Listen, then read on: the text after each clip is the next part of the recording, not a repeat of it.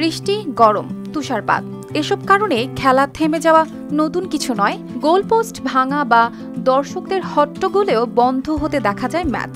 কিন্তু অস্ট্রেলিয়ার এক মাঠে খেলা থেমে গেল এমন এক কারণে যা শুনলে সত্যিই অবাক হতে হয়। পুরো 1 মাস ধরে মাঠে খেলা বন্ধ, কারণ মাত্র 3টি টিম।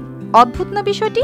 ঘটনাটি ঘটেছে ক্যানবেরা থেকে মাত্র 20 মিনিট দূরের জেরাবোম্বেরা রিজিওনাল স্পোর্টস কমপ্লেক্সে। খেলোয়াড়েরা খেলতে গিয়ে হঠাৎই দেখতে পান মাঠের একদম মাঝখানে পড়ে আছে পাখির ডিম। সাধারণ ডিম নয়, এটি এক সংরক্ষিত দেশি প্রজাতির পাখি প্লোভার। সঙ্গে সঙ্গে ম্যাচ সরিয়ে দেওয়া হয় পাশের মাঠে। কারণটা পরিষ্কার, প্লোভার পাখি ডিম ফোটানোর সময় অত্যন্ত রক্ষণশীল হয়ে ওঠে। বাসার কাছে কেউ এলেই তারা ডানা ঝাপটায়, তীক্ষ্ণ শব্দ করে, এমনকি আক্রমণ করতেও দ্বিধা করে না। তাই খেলোয়াড় বা দর্শকের নিরাপত্তা ভেবে মাঠ বন্ধ করে দেয় কর্তৃপক্ষ।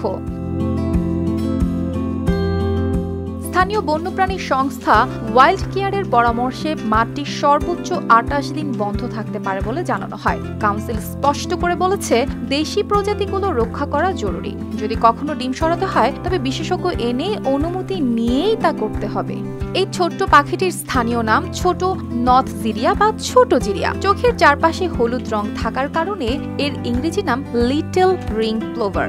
এদের রক্ষার জন্যই 1 মাসের জন্য বন্ধ রাখা হলো পুরো স্টেডিয়াম। অবশ্যই খেলোয়াড়দের অসুবিধা হলেও তারা বিষয়টি মেনে নিয়েছে। খেলা ও অনুশীলন সরিয়ে নেওয়া হয়েছে অন্য মাঠে। কাউন্সিল তাদের সহযোগিতার জন্য ধন্যবাদও জানিয়েছে। অর্পিতা জাহান, RTV।